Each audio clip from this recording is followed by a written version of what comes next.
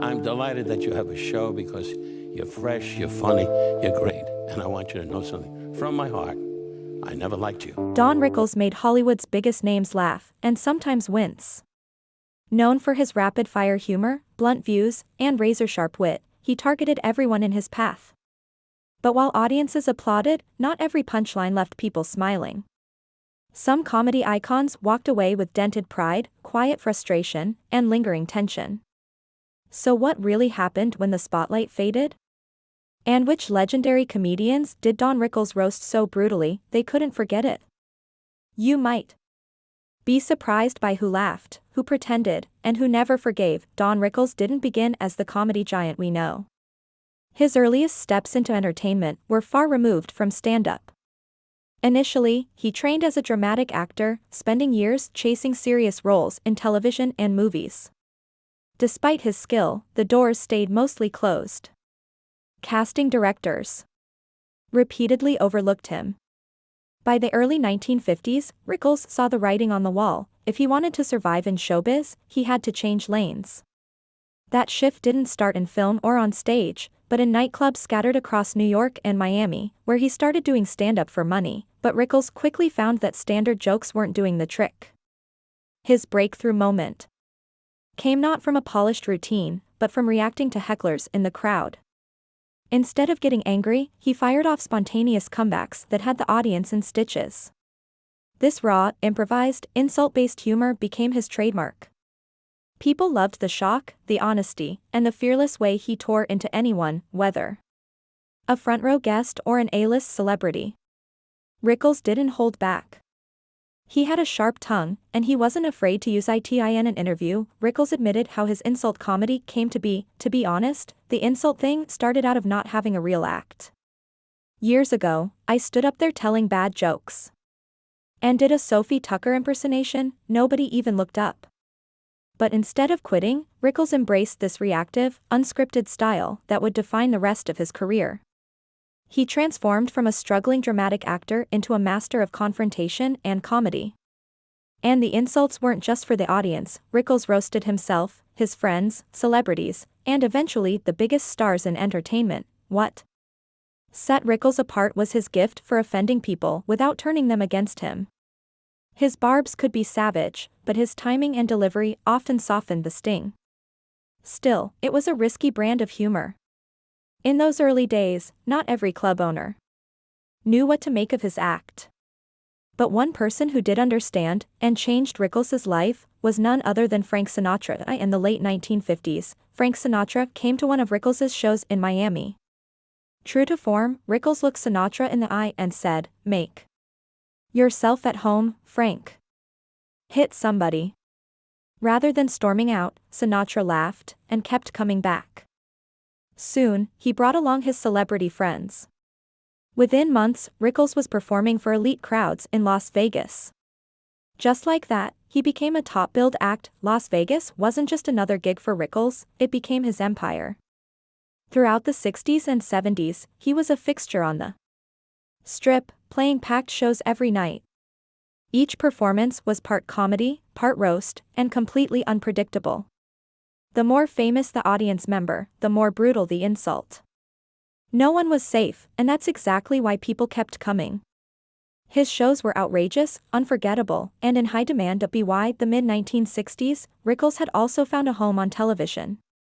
His career skyrocketed after appearing regularly on The Tonight Show starring Johnny Carson, racking up over 100 appearances. Carson was a fan, and so were viewers. Rickles also became a regular guest at the now iconic Dean Martin Celebrity Roasts, where he stole the spotlight with fearless jokes aimed at stars like Ronald Reagan and Lucille Ball. Even the veteran comedians on stage seemed uneasy when Rickles took the mic. That's how sharp his delivery was. Rickles also kept landing roles in film.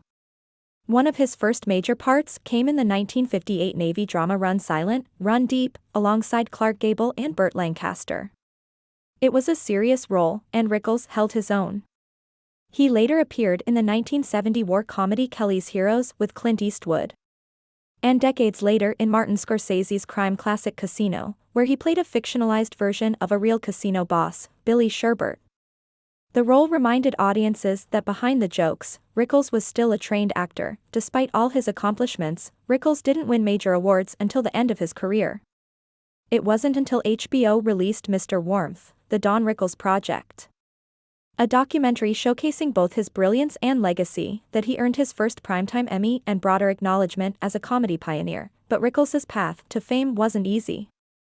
His early years were marked by rejection, and even after making it big, his abrasive brand of humor came with challenges. While fans viewed him as a comedy legend, others labeled him as outdated, offensive, or worse.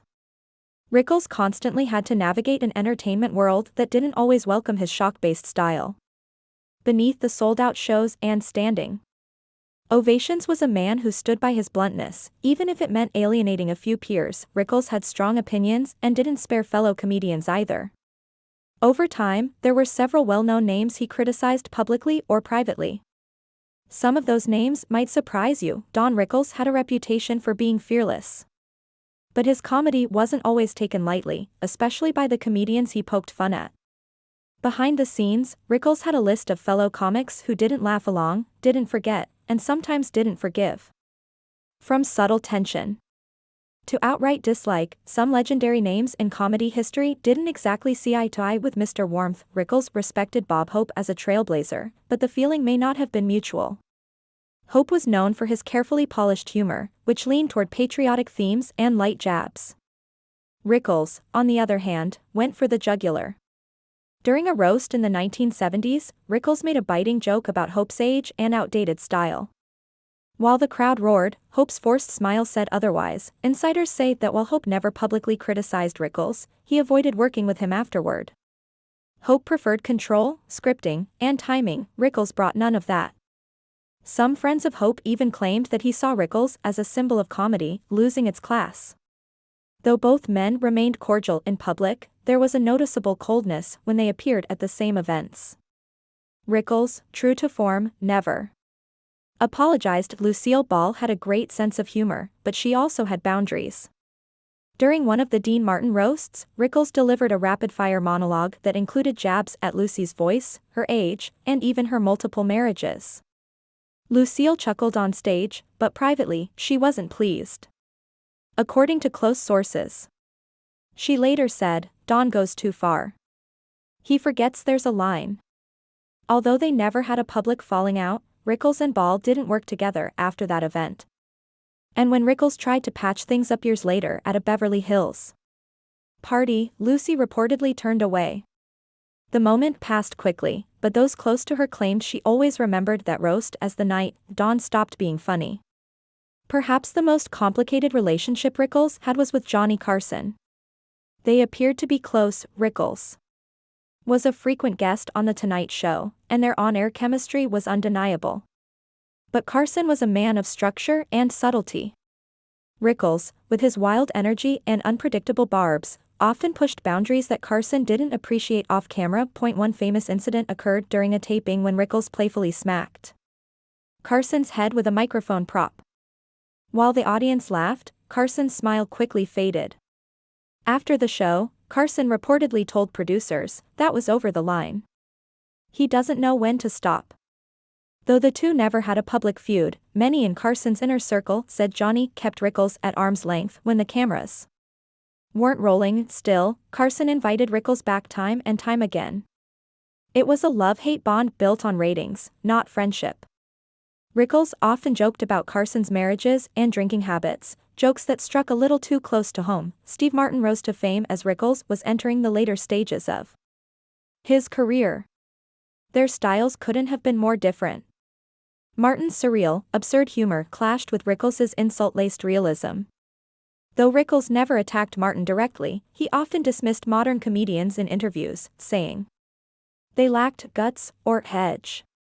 Martin, while respectful, never collaborated with Rickles, and their paths rarely crossed. In a 1990 interview, Rickles said, "Some of these new guys think they're smarter than the audience. That's not comedy, it's homework." While he didn't name names, many believed it was a veiled jab at comedians like Martin or David Letterman. Martin never responded publicly, but insiders say he considered Rickles' humor a relic of a time that doesn't work anymore. The silence between them spoke volumes. Two comedic legends, divided by philosophy of all his contemporaries, Joan Rivers was perhaps the only one who could give Rickles a run for his money. Both were fearless, unapologetic, and known for brutal honesty. But behind the cameras, they didn't get along. Rivers felt Rickles often dismissed her contributions to comedy. During a 1985 interview, Rickles said, "Joan's funny, but she's always yelling." Rivers fired back on her talk show, "That's rich coming from a guy who screams insults for a living." Their feud simmered for years, with occasional jabs tossed back and forth during interviews and appearances. They rarely shared a stage. And when they did, the tension was noticeable. While they eventually made peace before Rickles' death, friends say it was more of a ceasefire than a reconciliation. Rickles, for his part, never saw the problem. "I said what I said," he told a reporter in 1999. "She said what she said. That's showbiz. If she didn't like it, maybe she shouldn't have sat in the front row." Don Rickles built his fame in Hollywood by fearlessly roasting its biggest names, but not everyone found his barbs endearing. Some stars, known for their charm and sophistication, quietly distanced themselves from Rickles after being on the receiving end of his sharp humor. While Rickles saw his jokes as harmless fun, others took them personally, causing behind-the-scenes tension that never fully healed. Rickles and Sinatra had a complicated bond. Early in Rickles' career, it was Sinatra who helped him get into elite rooms in Vegas and Los Angeles. He brought Rickles into his circle, laughed at his jokes, even the brutal ones, and often said he considered Rickles part of the family. But even in that closeness, there were cracks. Rickles once joked during a roast, "Frank's the only guy who can order a hit with a smile." The crowd roared, but Sinatra wasn't laughing later. Rumors swirled that Sinatra told friends, "Sometimes Don forgets I'm not always in the mood to be the punchline." Though they remained friendly publicly, insiders noticed Rickles was no longer part of Sinatra's tightest inner circle. In his later years, Rickles never spared anyone, not even the stone-faced Clint Eastwood. During an event in the 1980s, Rickles went after Eastwood's acting, saying, "Clint's range goes from angry to furious." The crowd howled. Eastwood, true to form, barely cracked a smile. Later that night, he reportedly told a colleague, "I don't get why people laugh at being insulted." Eastwood was known for being reserved, and Rickles' brash style didn't sit well with him. After that event, Eastwood never appeared at another function where Rickles was scheduled.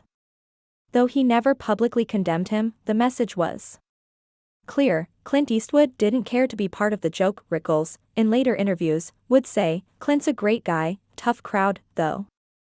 It was his way of brushing off the tension, but it never really disappeared. Doris Day was Hollywood's golden girl, classy, kind, and modest. When Rickles took a few shots at her during a charity gala, joking about her good girl image and how she probably tucked in her dates, the laughter was immediate. But Doris didn't appreciate being turned into a punchline. After the event, she reportedly asked organizers, "Was that supposed to be flattering?" Doris never made a scene, but she quietly removed herself from events where Rickles performed. She later told a friend, "He's funny, just not my kind of funny." Rickles respected her but never understood why she reacted the way she did. "I thought we were just playing around," he said years later. Rickles idolized Cary Grant. When the two finally shared a stage at a 1970s awards event, Rickles couldn't help but deliver one of his signature burns, "Cary Grant is what every man wants to be and every woman wants to have dinner with, until he talks for more than 2 minutes." Cary laughed, on camera. But afterward, he kept his distance. According to a makeup artist who worked backstage, Grant said, "I don't see the need to tear someone down to get a laugh." He never publicly criticized Rickles, but he also never attended another event where Rickles was present. Rickles later said, "Maybe I came on too strong, but I adored the man." It was perhaps one of the rare times he showed regret. Rickles took a chance when he roasted Elizabeth Taylor at a celebrity fundraiser. He joked about her marriages, her weight, and even her jewelry obsession, saying, "If Liz sold one ring, we could solve world hunger." The audience gasped, then laughed, but Elizabeth was not amused. Though she remained poised, friends said she was furious backstage. There's a difference between being bold and being cruel, she told someone that night. Afterward, she made it known she wouldn't appear at events where Rickles was headlining. Rickles never apologized, but once remarked, "Liz was a legend, and legends are sensitive." It was the closest he came to acknowledging her anger.as.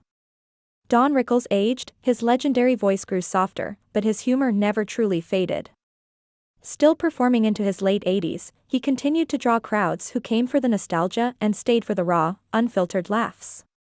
But behind the spotlight, something was changing. The world around him was evolving, and so was the tolerance.